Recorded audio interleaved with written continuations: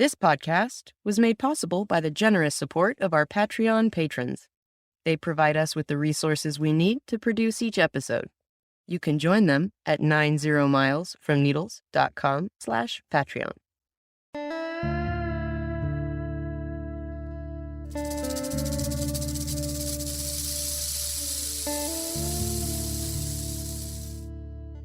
The sun is a giant blowtorch aimed at your face. There ain't no shade nowhere. Let's hope you brought enough water. It's time for 90 Miles from Needles, the Desert Protection Podcast with your hosts Chris Clark and Alicia Pike.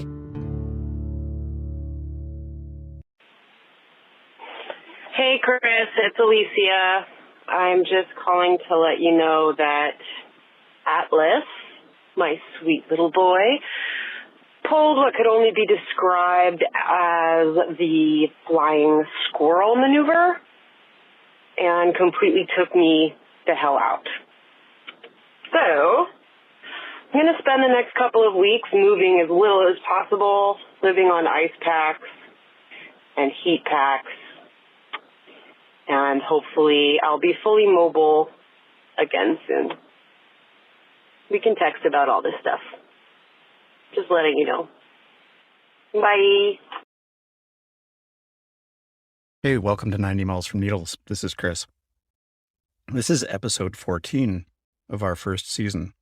If you do some abstract and complicated math and consider that we put out 2 episodes a month and that there are 12 months in a year, that means that we're more than halfway through our first season of 90 Miles from Needles, the Desert Protection Podcast. And so it seems like a good time to take stock of what we've done so far and what we can do coming up.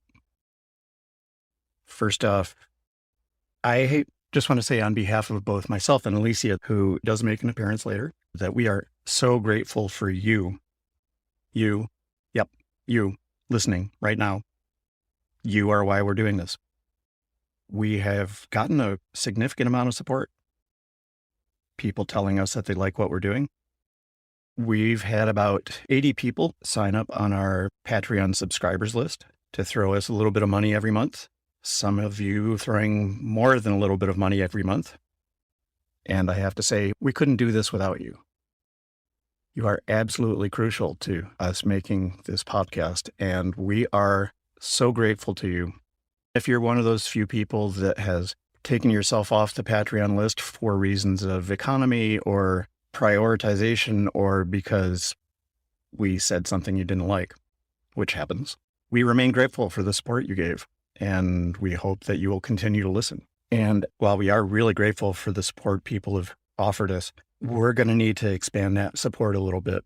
Both Alicia and I have been putting our own money into this podcast to a considerable degree. And we are happy to do that, but we can't do it forever. Ideally, I would like to see at least Alicia getting paid to do the work that she does on this podcast. If she was doing this talking, she would say that she wanted me to get paid, but I've got the mic. So I would also like to see us with the wherewithal to do more promotion of the podcast, to get it out to more people, to do a little bit more traveling, to do live shows, to hire freelancers to work on stories to bring you. And none of that can happen without us expanding the range of support we're getting. And we're looking into ways of doing that that do not necessarily involve asking our listeners for money. But right now, we're going to spend a minute asking you for money.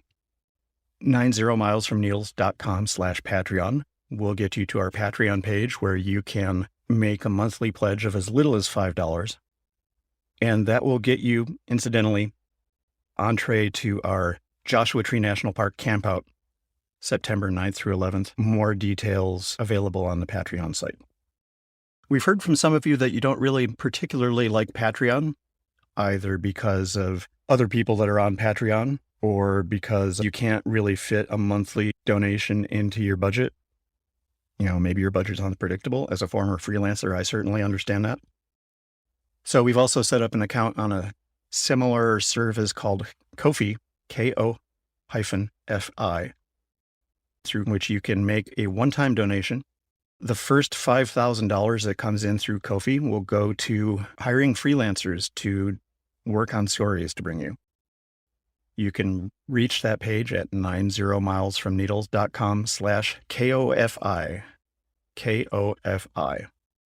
If you've already donated to us, there are a bunch of other ways that you can provide us incredibly important support. Tell your friends about the podcast. You can do that in person. You can be one of those people that asks their dinner party guests if they want to listen to a podcast, but we'd like you to keep your friends. So maybe just suggest they listen to it, send them a link, an email, mention it as you're talking about desert issues.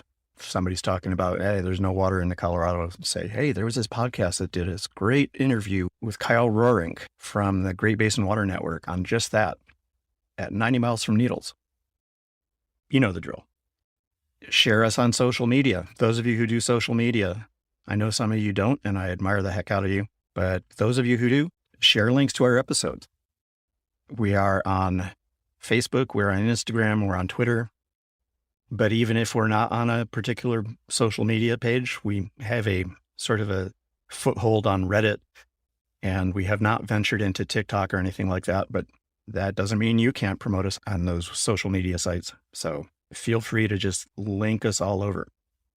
If you would rather do stuff in the real world, let us know. You can call us at 760-392-1996. If you're a business owner with a storefront, or you have a place that has a lot of traffic where you can put up a beautifully designed 5x5-inch sticker promoting our podcast, let us know. We'll send you a sticker or 2 or 5. Call us at 760-392-1996. Give us a mailing address. We'll send them out. If you're a business owner that is either involved in working in the wild desert or you just really love the desert, contact us. I'm emailable at chris@90milesfromneedles.com. Reach out. We can talk about underwriting. Even a couple $100 will make a huge difference in how much we can do. Here's another way you can help us that's pretty easy. If you listen to this podcast or other podcasts through one of those podcast services like Apple Podcasts or Google or Spotify or any of the others that offers you the chance to write a review of a podcast, write a review of us. You would be amazed how much it helps. Every time we've gotten a review, and there have been really wonderful ones, our listenership jumps by several percentage points. It's really helpful. And it doesn't take all that much time. It helps us out, and we are grateful for the reviews we've gotten. If you have stories to share, let us know. Call us, again, 760-392-1996. You don't have to worry about talking to a live person. Nobody answers that phone. It's all voicemail. Talk to us about the show. Tell us what you like. Tell us what you don't like. Tell us what you want to see more of. Tell us what you want to see less of. We have been asking for stories of Mylar balloons, and we've gotten 2 really good responses, but we could use more. Those Mylar balloons that are all over the desert for an upcoming episode that Alicia is working on. Also, we knew this going in, but it strikes us looking back at the last 13 episodes that there is a lot of bad news out there in the desert conservation world and the desert protection world. And we are doing our best to find ways to balance that out, to make that bad news a little bit easier to listen to. Nobody wants to doom scroll constantly. We're all more about the hope scrolling here. And we're trying to figure out ways to make sure that people don't get terminally depressed listening to our podcast. I mean, even just the fact that you are listening, you are finding out that things are going on, and you are very likely wondering what you can do about it. That's a really positive sign. That's a great thing. And we thank you for that. But one of the things we're going to be doing is asking people we interview how they keep going. If they're working on these big, seemingly insurmountable existential crises, climate change, loss of biological diversity, development on rare plant habitat or rare toad habitat, we're going to be asking them how they keep going, what sustains them. We've already started asking our interviewees that. And we're asking you, given all of the horrible things going on in the world right now, whether they're desert related or not, we're just all crowded into this handbasket. How do you handle it? What keeps you going? Let us know.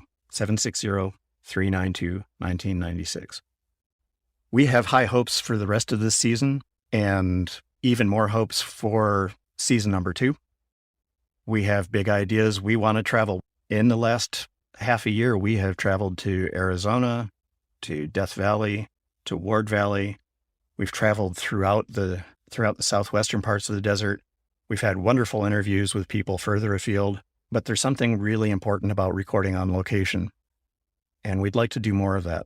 We'd like to work on long-term projects, long-term reporting projects, long-term research. We need your help to do that.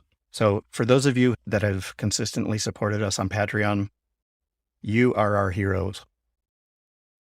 You have made this possible. I'm just the guy talking.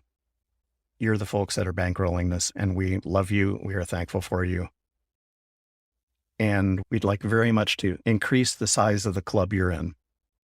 So 90milesfromneedles.com/Patreon or 90milesfromneedles.com/KOFI, or just go to our website and click support us. And both of those options will drop down and you can proceed from there. And we thank you for that.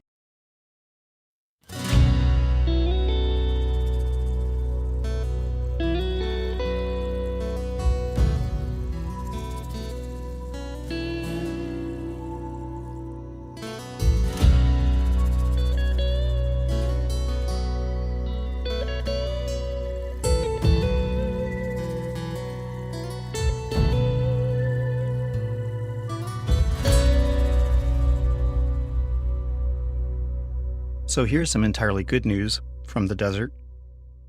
Though the drought is deepening,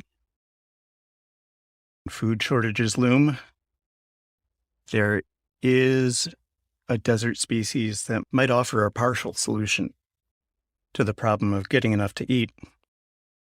This is a plant that we're talking about. It's native to the deserts of North America. It grows quite well without any of our help if it's in the right place, but it grows even better with our help.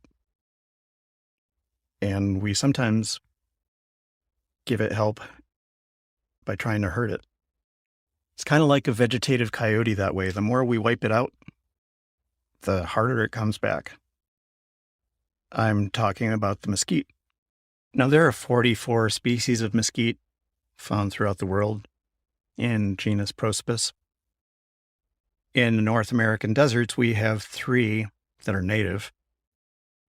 There's the honey mesquite, Prosopis glandulosa, and the velvet mesquite, Prosopis velutina, often considered to be varieties of the same species, and the screwbean mesquite, Prosopis pubescens.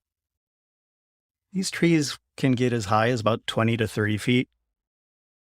They have typical bean family leaves. The flowers are about 2 to 3 inches long, and they look like tassels, just huge numbers of very, very small flowers. The seed pods tend to ripen in early summer, and depending on where you are and what kind of mesquite you have, they're about 3 to 8 inches long. The ones that we grow here tend to be around 6.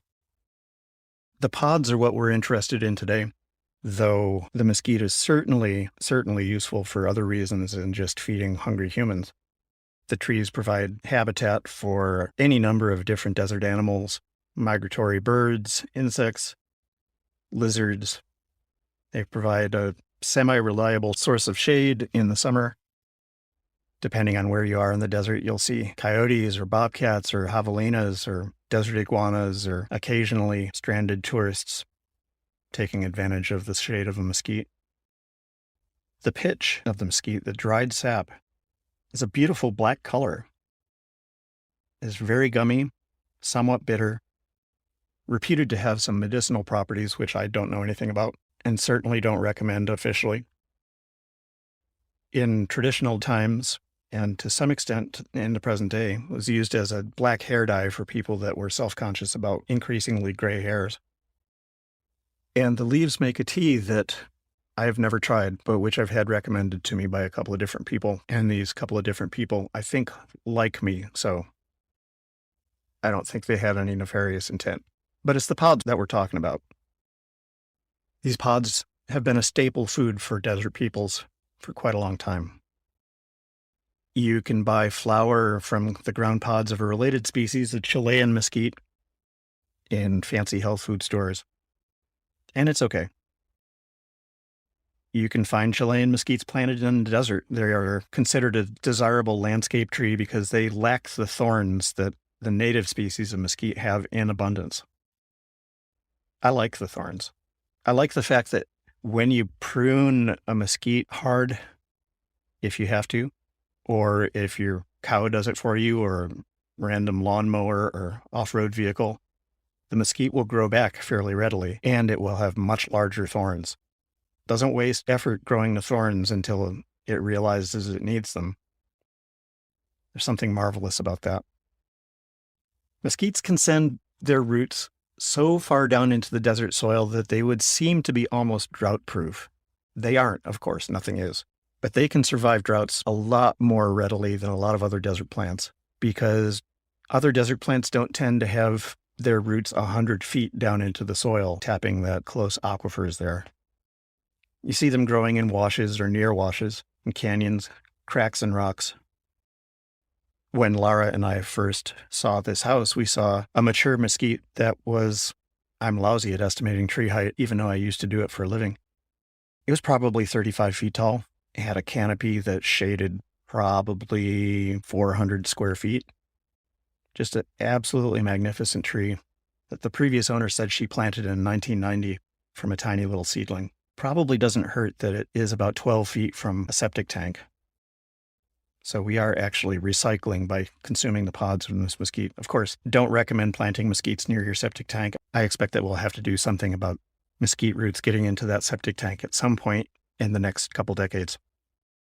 But it's a beautiful tree, and since we moved in, I've planted 4 more. The tree that was here in the first place is a honey mesquite. I planted 3 velvet mesquites, which are doing wonderfully. They are now taller than either of us. And I planted a screw bean, which is itself doing remarkably well. And that's not true of screw beans everywhere. We'll have a subsequent episode on the problems facing screw bean mesquites elsewhere in the desert, but in our yard, the one that's here is doing great. So this year, after having wasted a crop left for the rabbits and the birds to pick at, we were resolved to collect some of the mesquite pods that fell off the big honey mesquite and use them for our own culinary purposes. So we spread out tarps under the tree. Here's something that's important to remember if you decide to experiment with mesquite pods, which I very much recommend.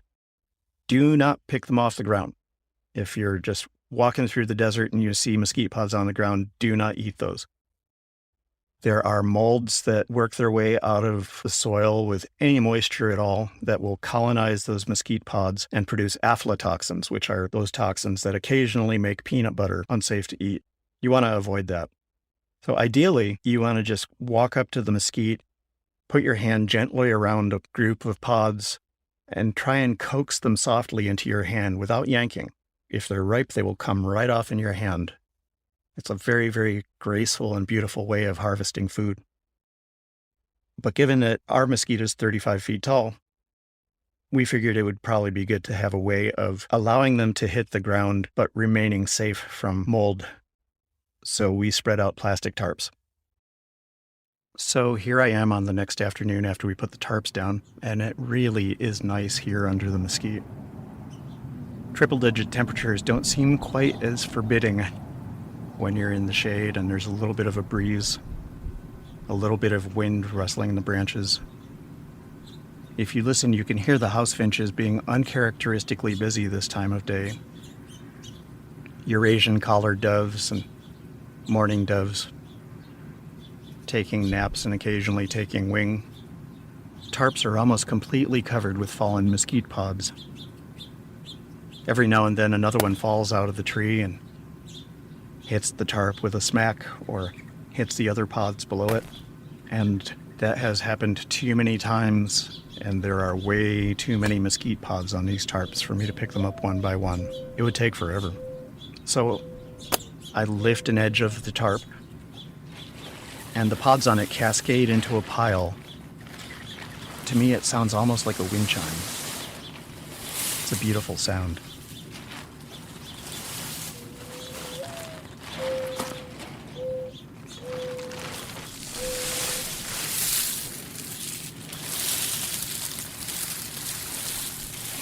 I find my leather gloves so that I won't impale myself too much on the pointy ends of each pod, and I scoop the pods up from the pile on the big tarp. I put them into bags. It's about a bushel of mesquite pods. Quite a haul for a lazy afternoon in the shade of a beautiful mesquite.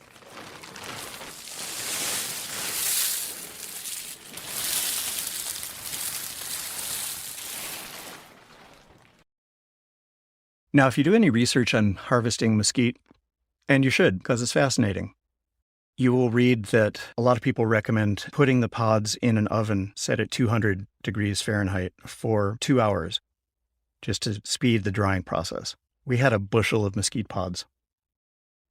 Our oven is not big enough. However, we also have a motor vehicle with windows all around that is parked in the Mojave Desert in full sun. And so the bags went into the Subaru, and there they stayed for a week. Laura put a couple of oven thermometers on the dashboard. She's a field scientist and she likes data. And depending on which oven thermometer you believe, the temperature reached as high as 180 or 200 degrees Fahrenheit at the end of one long day. The one piece of data I can offer is this: best car air freshener ever. It's like driving around in a piece of cinnamon roll. And then came the day when, to be honest, I needed to record some audio of milling these mesquite pods if we were going to get it into this episode. Thankfully, Alicia felt well enough to come help mill the pods. I'd missed my favorite co-host. I was especially concerned about drying these pods thoroughly because a spike in temperature had caused the tree to drop a lot of pods earlier than I think it would have. It may have been a way of reacting to drought stress by jettisoning a certain number of the pods so it could focus on ripening the ones it liked best.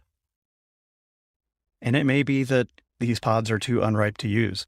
We still haven't found that out. But we're all about the spirit of experimentation here, and so we're going to try. So there are plenty of plants to eat in the world. Why mesquite? Well, aside from the fact that it's a low water and low fertilizer input crop that grows really well in the desert, it's also really good for you. Every tablespoon of mesquite, according to the University of Arizona, has a gram of protein in it, which is the same amount as whole wheat flour. It has 7 grams of carbohydrate, which is a little bit more than whole wheat. It has half a gram of fat, healthy plant oil, while whole wheat has none. And while that tablespoon of whole wheat flour has 1 gram of soluble fiber, the same amount of mesquite has 3 grams, which basically means that mesquite is much, much better to eat if you are worried about regulating your blood sugar, if you are concerned about cholesterol. Soluble fiber is the thing. And so aside from those fancy health food stores with the expensive Chilean mesquite flour, where do you find mesquite that you can eat? Well, you got to make it yourself. And so that's what we're doing. Okay, so we got the mill set up. We need a tray for the stuff to go in. Where does it come out? Right here? Yep. So here we are in the milling porch. We start fishing pods out of the bags and putting them in the red cast iron mill's stainless steel hopper. We pay close attention to which pods have little holes in them. These are pods that mesquite weevils had laid eggs in. Now, you wouldn't even notice the eggs, really, if they ended up in the mesquite flour. It's kind of a cosmetic thing to take them out.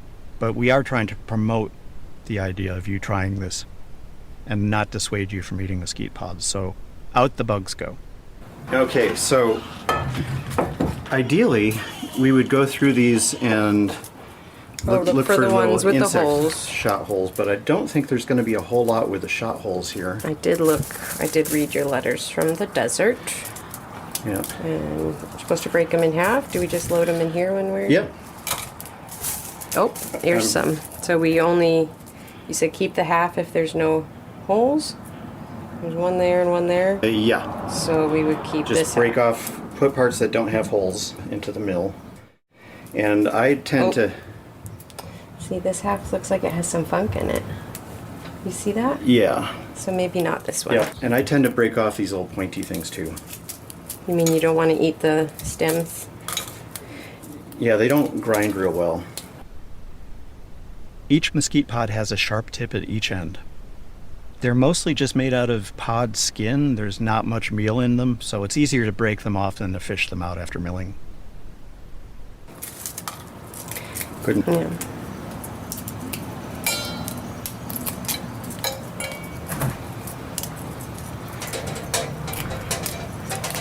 Okay, so normally if we were doing this in the most efficient way, we would not be doing this in tiny little stages where we take individual pods and put them into the grinder. We'd be doing...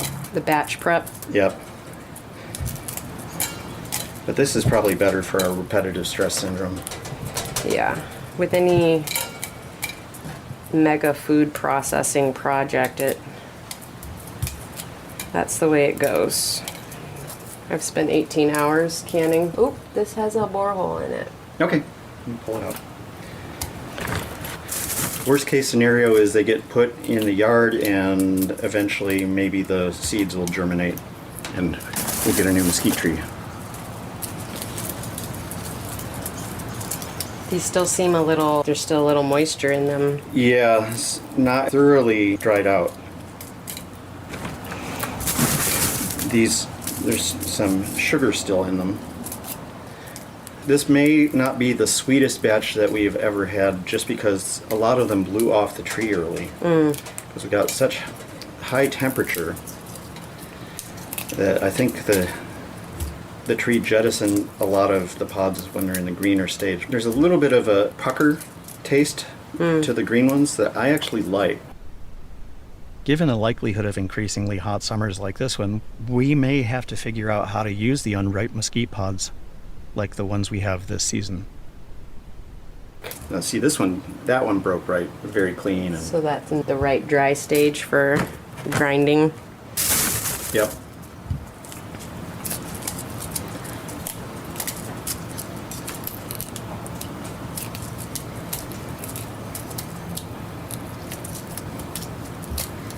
Okay, that's a good hopper full. All right. So let's just see how we are with... So that determines the fineness of the grind, I assume? Yep. This is a bad sign. You hear that mill turning freely metal on metal? Okay. That means the pods aren't getting fed through to the grindstone.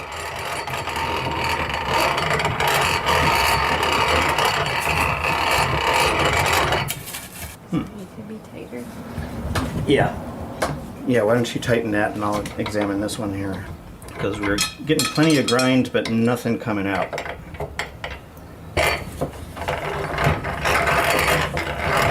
There we go.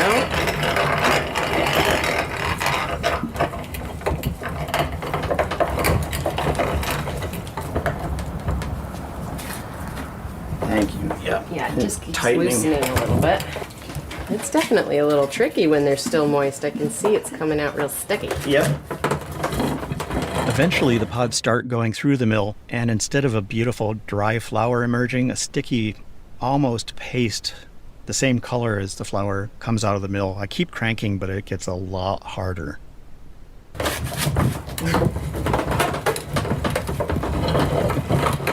Now, how would have these traditionally been milled? Rock on rock? Yeah, native people did it with a hand mortar, grinding rock.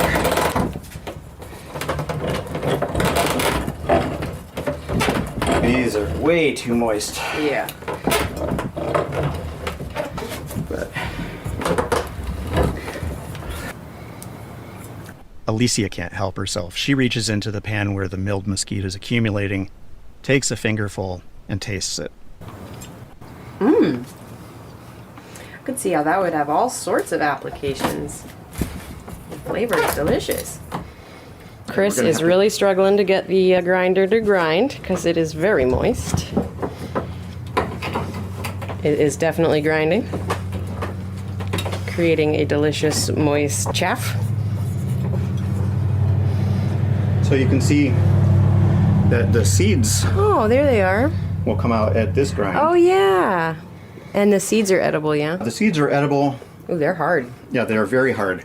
They're chock full of protein. So generally the idea is you get the pods ground, and then once they're ground, you take the seeds out, put them back in the mill, and grind at a finer setting. So you grind the pods, then you grind the seed. These seeds are so hard I can just barely crack it with my canine tooth. Yeah, I wouldn't even bother trying. I just wanted to see how hard it was, but now I know.